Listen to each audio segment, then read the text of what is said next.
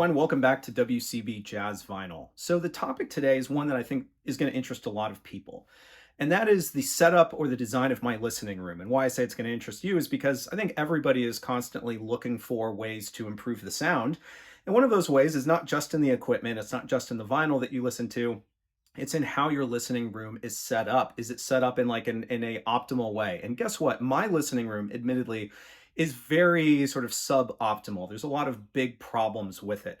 One of the problems that is actually simply the layout of the room. It's like 11 by 15, which in the US, at least to me, feels almost like a standard bedroom size. And that's actually what this room was originally intended to be. So one problem is that it's 11 by 15, right? There's windows in here that cause reflection of sound, right? The sound bounces off of hard surfaces.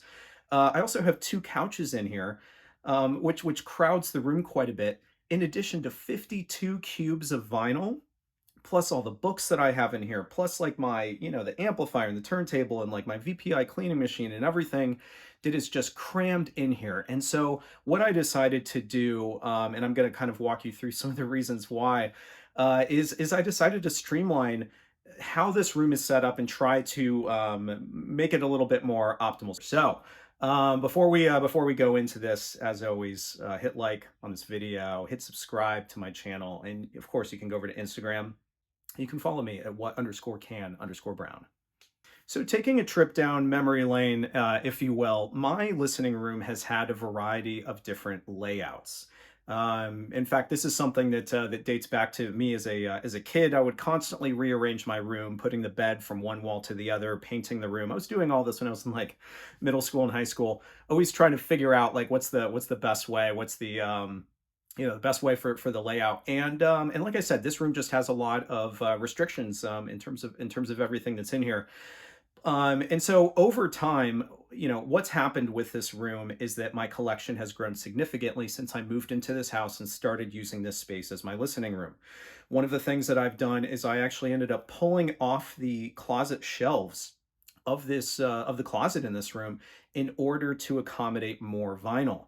One thing that I've never really done is gone vertical with my shelving. And I don't particularly, well, one of the reasons why is because I use my IKEA record shelving as really a surface for all of my equipment, as well as my speakers. And I know that there are some problems doing it in that way in terms of especially isolation, as well as the fact that these IKEA shelves don't really offer sufficient distance to pull the speakers away from the wall, because they do kind of have that open portal on the back, and they really should, these kept speakers, in order to get the most out of them, they really should be brought away from the wall. However, I just really haven't had enough space to have speaker stands and really pull them off the shelves. So what I decided to do very recently was a couple of things. One, like I said at the beginning, is I wanted to streamline, but I also kind of wanted to rethink how I organize this room in terms of how I have my equipment, where I have my speakers in order to make them more optimal. And inevitably, what this means is I need to make some decisions in terms of, do I go more vertical with shelving, or do I streamline in other ways, especially in terms of the amount of furniture in this room. All right, and here's the other complicating factor, is that these speakers that you see right here are brand new to this listening room. Now, I actually didn't choose these speakers. These were essentially loaned to me indefinitely, and I'm trying to figure out how to best incorporate them into the room. All right, so what I'm going to do is summarize what I'm going to do about this situation, and then I'm going to show you both the before and the after. So real quick, I mean, I think you kind of got a sense of the of what I'm working with in this space in terms of the confines of the room, the fact that I have these new floor standing speakers that I have to figure out a way to incorporate, because at the moment they're actually blocking the entryway. You kind of have to like step around them in order to get in. So this is what I'm going to do. The first thing is, these cuffs are no longer going to be in this room. Maybe I'll have an alternate setup in some other room, because those who have been following my channel even for just a few weeks know that I have a new turntable, which means I have an old turntable. And if you've been following my channel for over a year or two, you know that I also have a Marantz 2270 receiver that's no longer in this room, as well as a Rysong tube amp. And so there's different things that I can do with those speakers, right? So the only speakers I want in this room are going to be these Paradigm Studio 100 V5s. So this is what I'm going to do. What you see behind me, what's always behind me in all my videos, right, is this kind of like low-level IKEA record shelving, and all this super heavy Macintosh equipment is sitting on top of it. It's actually causing it to bow a little bit, which made leveling my turntable over here a little bit of a challenge. So what I'm going to do is I'm going to get this shelving all out of here, and I'm going to push it over here against this other side of the room where one of the couches used to be. So that couch is going to go. In fact, it's at this point, it's actually already out of this room.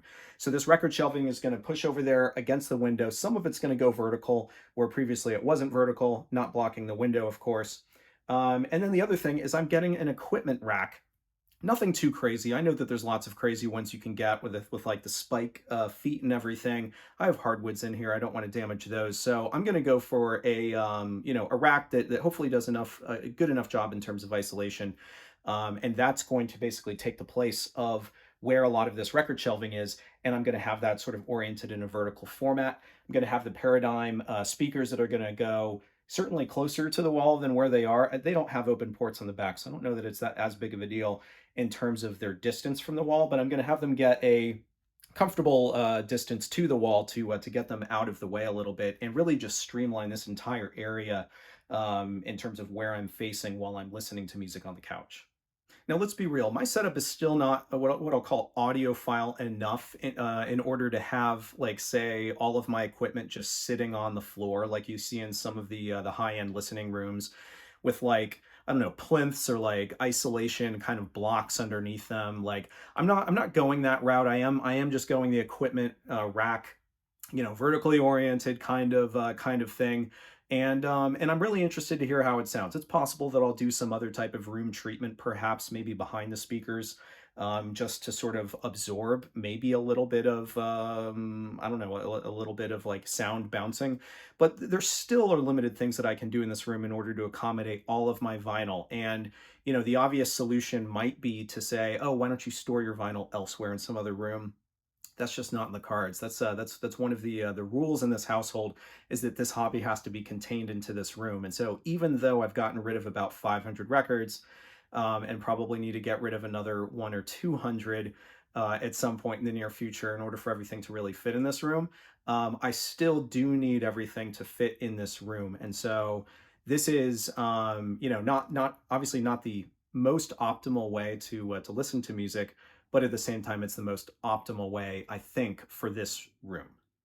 All right, so just a quick sort of status update. You can see that all of the shelving is still here against this wall, but what I want to kind of point out is what's going on over here.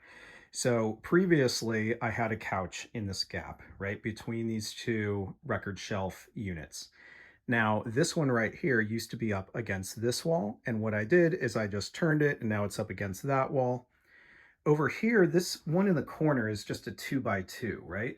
So what's going to happen is I'm going to take these records that are in this 2x2, I'm going to get a 4x2 and have that be here. And so basically on both sides, right, sort of a mirror image, and I'm going to move this 4x2 unit, I'm going to slide it over and stick it right in here. So basically it's going to be like this big kind of like U pattern.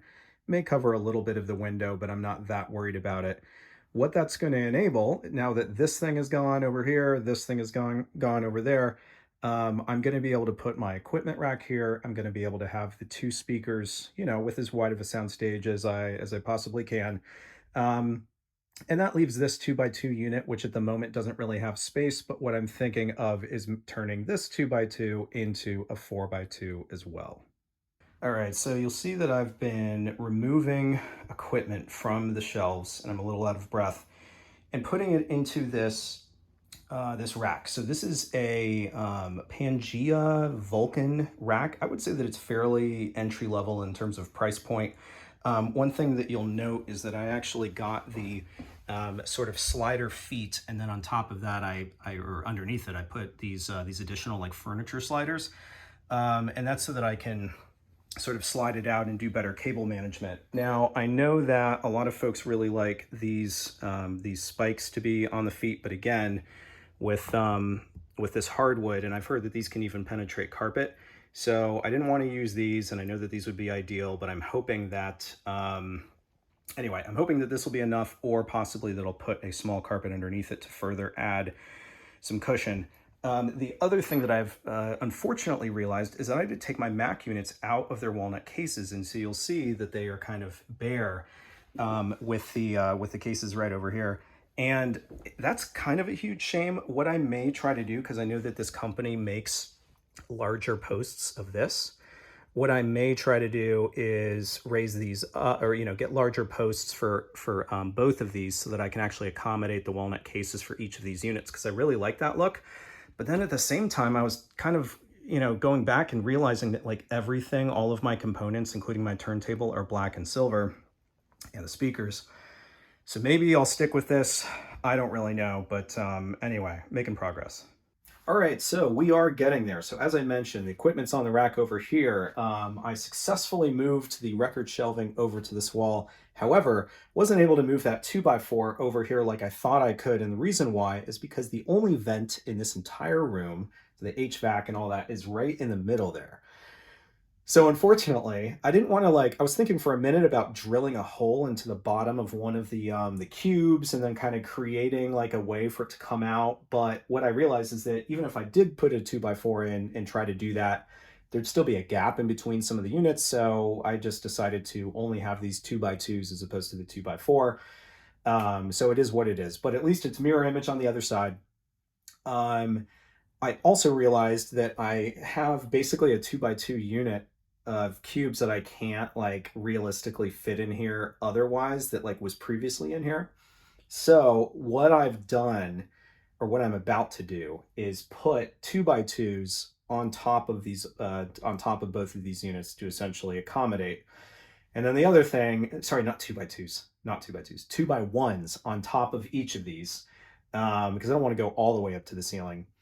So anyway, so I'm going to do that. And then because there's still vinyl that's going to be on the floor, I also got 2 more 2x1s to have on either side of my rack, my equipment rack. Now, I don't know exactly how that's going to look. I think it'd be better if it was just kind of the stark rack with the speakers on both sides, but I'm going to give this a go.